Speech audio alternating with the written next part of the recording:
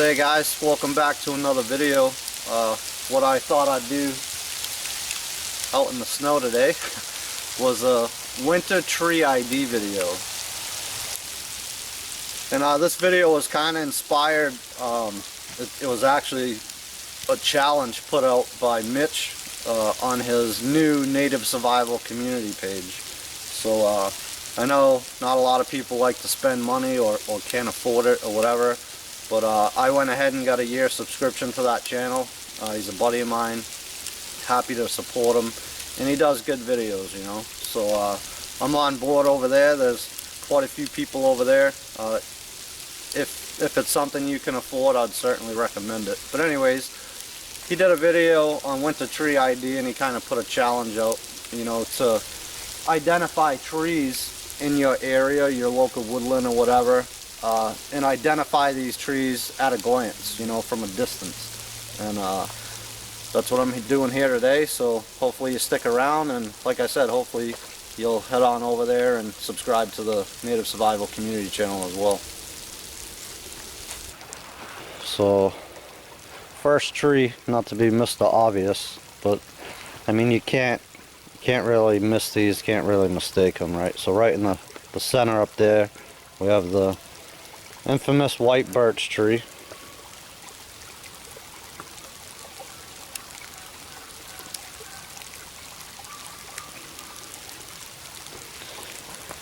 And so they just stand out, right? Bark peels off, they're, you know, pure white, and they just stick out like sore thumbs. So again, white birch, also referred to as paper birch. I have quite a bit of that here on my property, so pretty fortunate to have it. But I wanted to start out with that one because it's obvious, and there's another one that's also obvious if you know the tree, right? So just off to my left over here, just a little bit, right there in the center is a yellow birch, also known as curly birch. And you can use the barks the same way, you know, for fire lighting and stuff like that. I've done videos in the past on that. But this bark peels a lot different than the white. I think you can see it there. It tends to curl up on itself, hence, you know, why it's referred to as curly birch as well. So let's take a closer look at that one. Alright, so here's kind of close up on that yellow birch, or curly birch, right?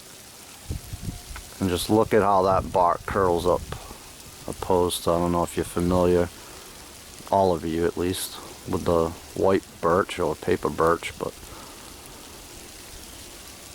just the bark does different things, right? And this stuff curls right up. It's very good for fire lighting as well. Like I said, I've done this. I've used it all in past videos, but you know, it's got a real yellow orange tinge to it. Even the tree itself, I'm not sure you can see it from the camera, but you know, being right up on the tree, you can definitely notice, you know, the color difference, obviously. But so again, yeah, yellow birch or curly birch. So another very, very common tree, most people know this one, eastern white pine, right? Dead center in the screen, up there on the hill. So let's take a walk to it.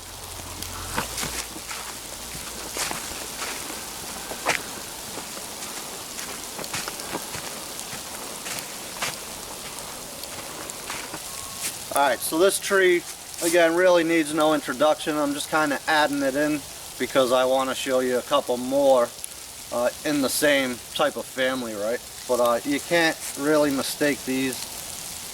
You know, break off a twig, everyone knows, you know, pine needle tea, so on and so forth. These needles grow in clusters of 5, right? So if you just reach down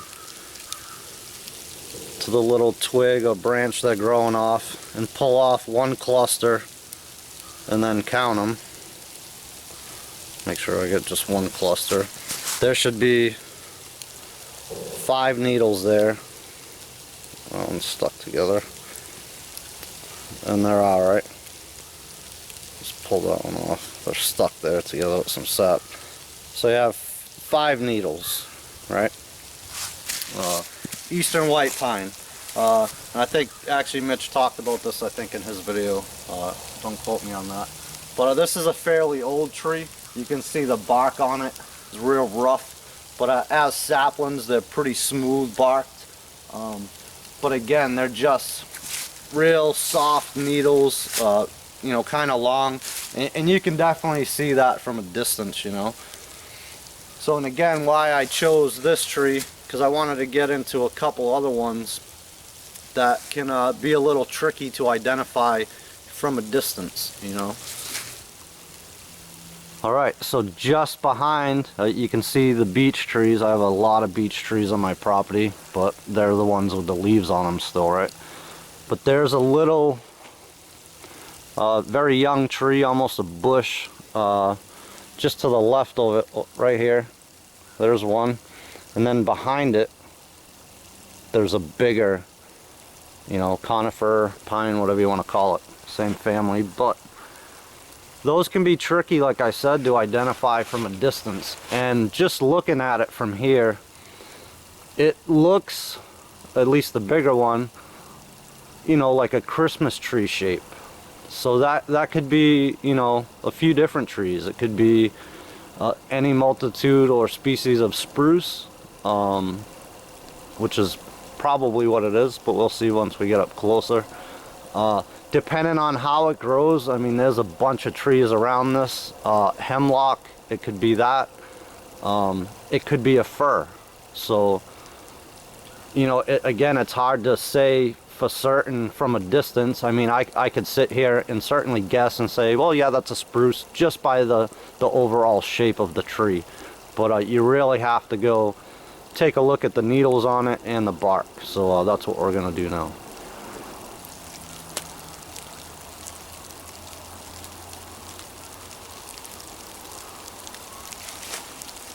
Alright, so again, you know, between your spruces, your firs, your hemlocks and stuff like that, there's different characteristics of the needles themselves. Are they soft? Are they pointy and hard to the touch? Are they flat? Do they grow around the leaf stem in a conical fashion, or are they just flat? Another way is by the underneath side. A couple of those species have double white stripes underneath the needles, which this tree happens to have. And without even getting into the needle and remembering that right off the bat, I can tell just by the trunk of this tree that it's a fir, because it has blisters all over it. So I'll give you guys a close-up of both of those things. So again, dead giveaway to me is the blistering on the tree like that, that this is a fir. And the needles are soft. They do have the white lines underneath. So let's take a look at that. So I moved to hand mode here, so excuse the shaking. And I hope you guys can see this.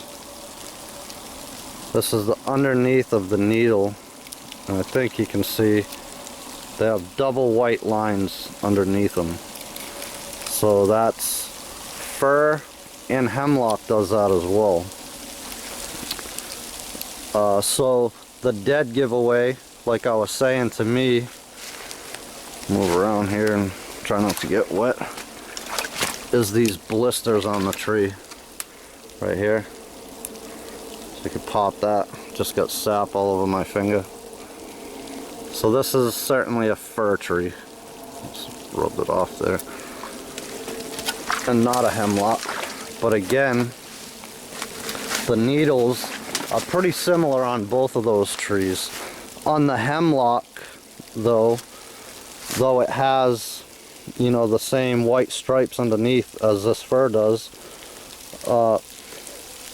they call it the hemlock has 2 needles ranked, meaning it'll be a longer needle, shorter needle, longer needle, shorter needle, and so on, where these are pretty uniform. Also on the fir, if you look at, you know, the cross section like that, these needles on the fir almost grow all the way around that leaf twig, where on the hemlock it's pretty flat.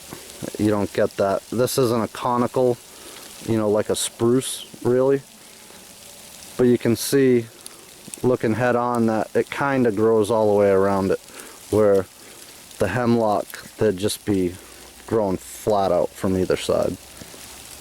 So there's a fir tree. Let's see, just because I mentioned the little shrub one next to it, which is right here from the distance there. Let's see what that is. Again, same double lines.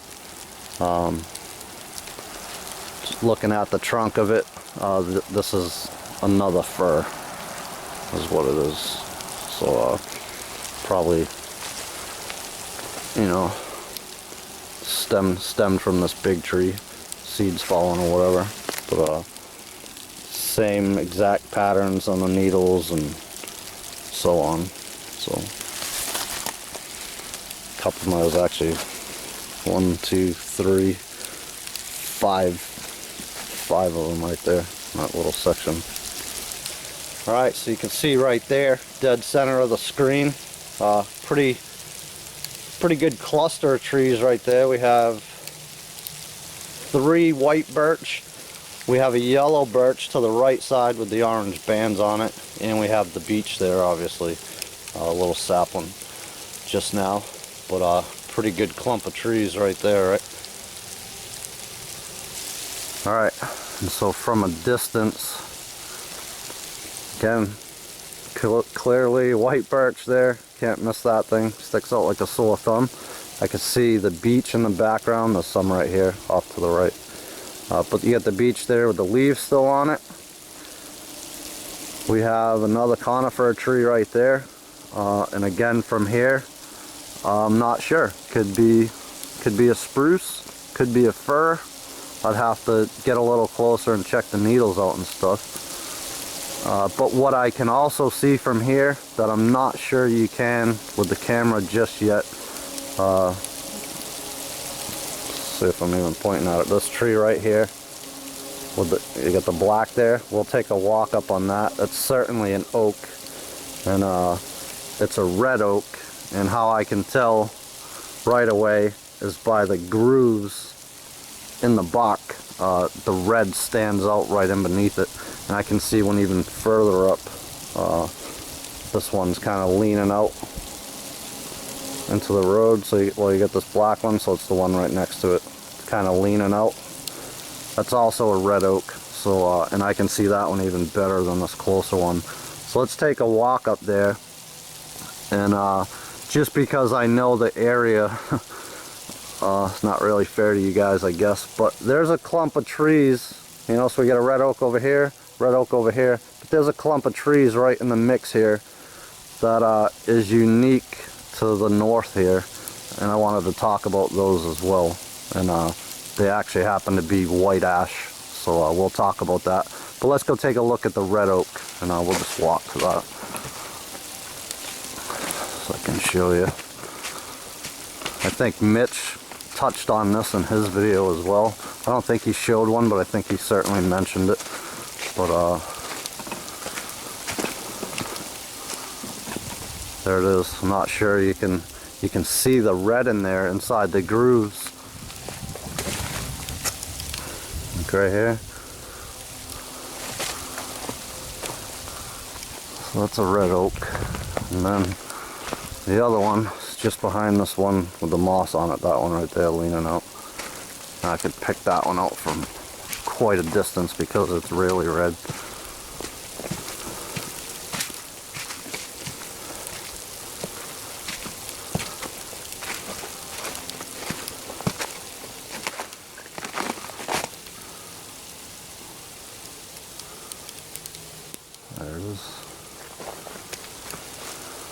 couple red oaks at a glance.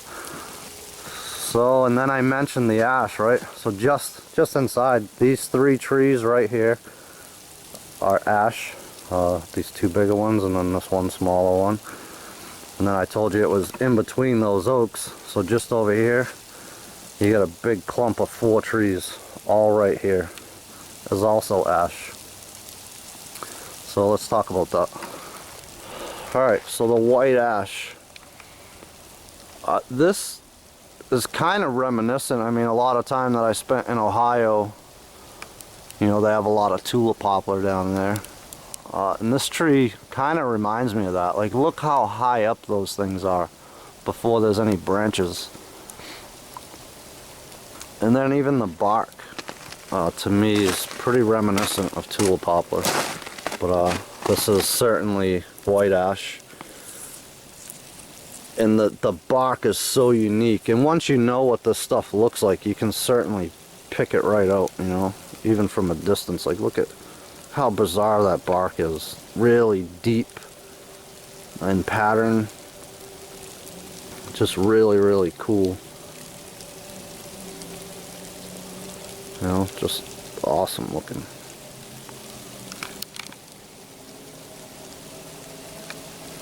So here you have some more. You have another white ash right here. There's another one tucked in with those pines. And then there's a couple more on the other outside of them. Just really cool looking trees. And like I said, once you know how to tell what they are from the bark, you can easily spot them. Alright, so I'm going to take a little walk down towards the swampy area to show you guys something else. But so white ash, especially, you know, up here in the north, was commonly used for you know, paddles, canoe paddles, framework for snowshoes and that type of thing. So it's a good resource, and I'm fortunate enough to have it here on my property. But there's another one that I'm also very fortunate to have on my property, and it's, again, it's down here in the wet areas. Look, this is another, just stopped, there's another ash right here along this trail I'm walking on to get into the swamp. But I'm seeing all kind of yellow birch everywhere. I mean, I think you can see all this white birch that I'm passing. Pines. Pretty cool. Swing the camera around here. Second, show you this yellow birch I'm about to pass that I was just talking about. There it is right here. It's pretty neat. Kinds of young pines and stuff. There's another big red oak leaning right here. I'm about to walk around. There it is.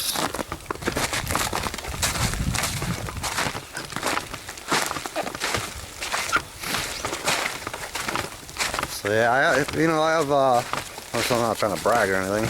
I mean, so I got 40 acres, and it was listed as unmanaged hardwoods, you know, but I have a pretty good array of species here for trees, you know. Walking by a big beech right here. Bam. Coming up on another one. I'm actually right down by my tree stand now.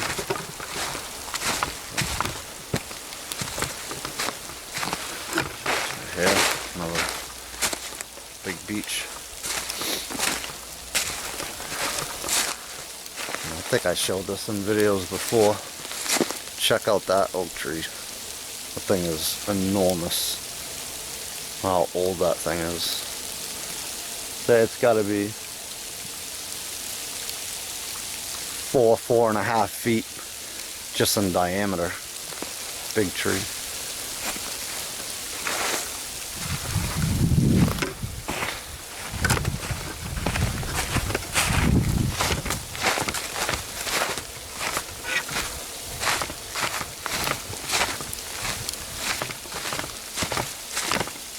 Yeah, lots lots of resources here, you know, lots of variety, which is good. Plenty of deer scat right by my tree stand. I don't know if you can see it. It's right up in there.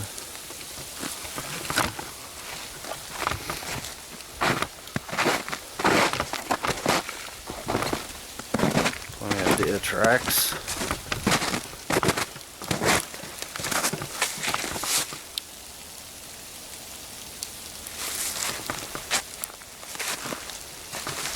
Alright, so I'm going to set the camera down, so I didn't spot it from a distance. I was just walking by because trying to bring you guys to another area and show you something else, but bear with me for a second.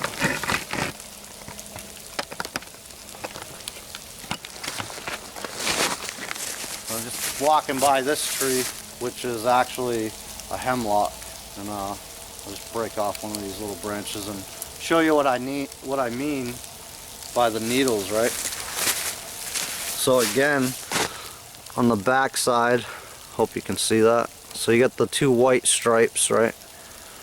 But remember I said it has a stacked or two ranked needles here. And I think you can see that. So it goes a shorter one, a longer one, a shorter one, a longer one, and so on. And that front section, if you look at it, opposed to that fur, it's pretty flat. The needles aren't growing all the way around that leafy stem, right? So the cross section is more flat opposed to it growing all the way around, which is typical of spruce and fir. Both do that. Spruce more so than the fir. The fir, I don't think it quite goes all the way around for the whole thing, but it twists that way so it has the appearance that it's conical, you know, where the hemlock is certainly more flat. So just walking by that, figured I'd show you guys that while we passed it. More yellow birch there. All kinds of wintergreen tea berry on the ground.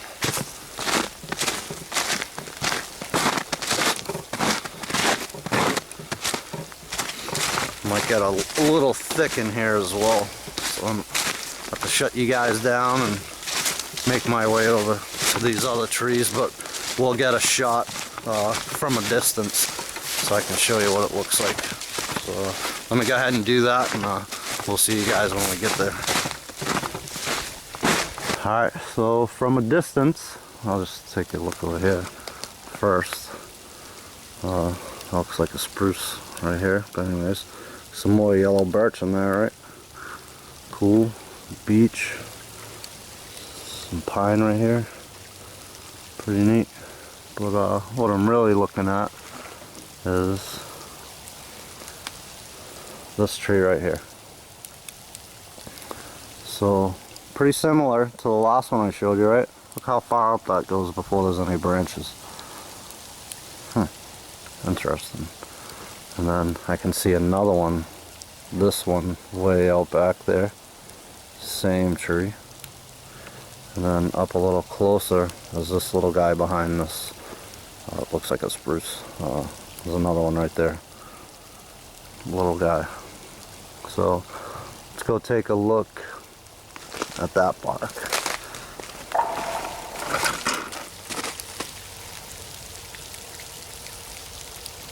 Alright, so exactly different from the last tree I showed you. This is also an ash, but it's a brown ash and not a white ash.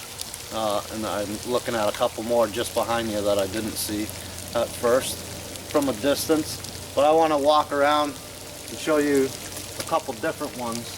But I guess the old adage goes, one way to tell the difference between a white ash, which we've previously seen, and a brown ash is put both hands on it, then look down, and if your feet are wet, that's a brown ash. Just like that.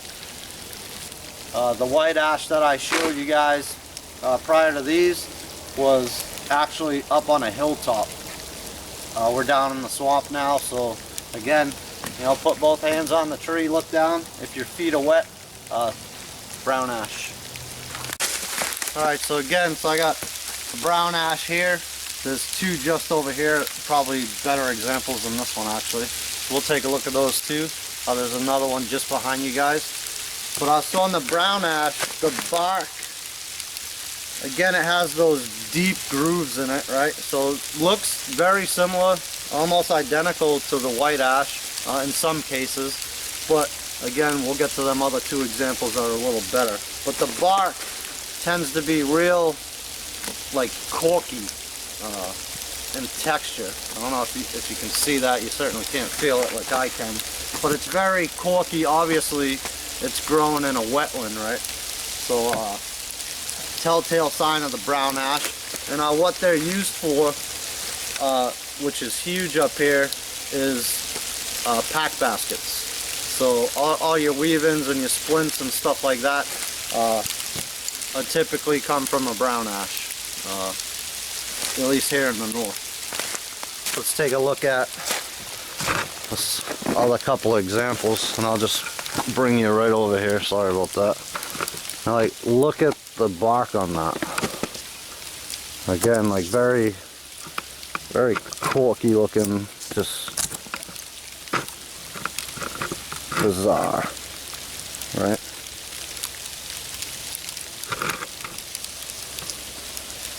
Just amazing looking bark.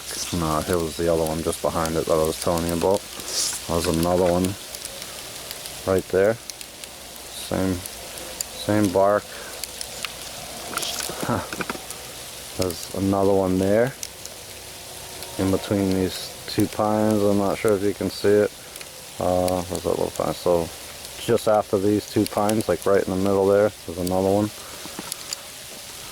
There's one behind that big pine there. And here's the one I was telling you that was just behind you, right here. So brown ash, amazing resource.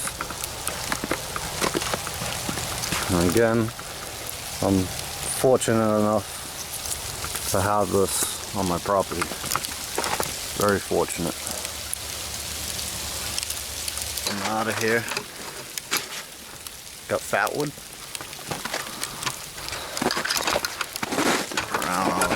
It's pretty thick down here. Some spots. Plenty of deer sign. Swamp donkeys.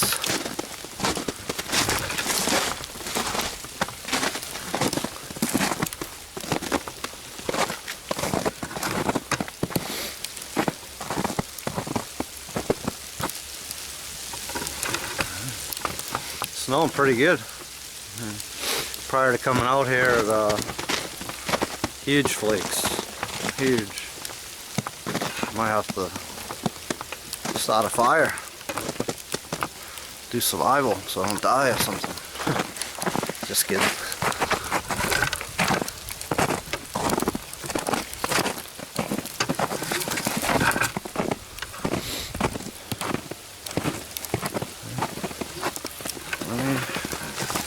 Plenty of deer sign, that's for sure.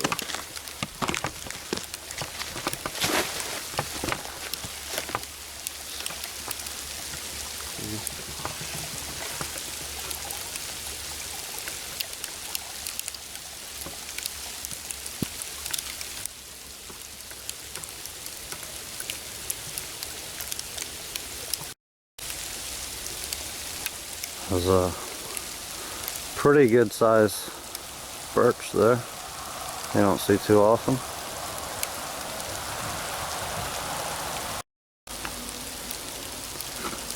Again, I'm just heading out and look at this tree. Incredible. And then it's got, still trying to do something because it's got ones coming straight off of it all the way down. It's definitely dead at the end there. But that is an ash. Pretty cool. And you got the old birch here, a bunch of Bunch of fungus hanging off of it.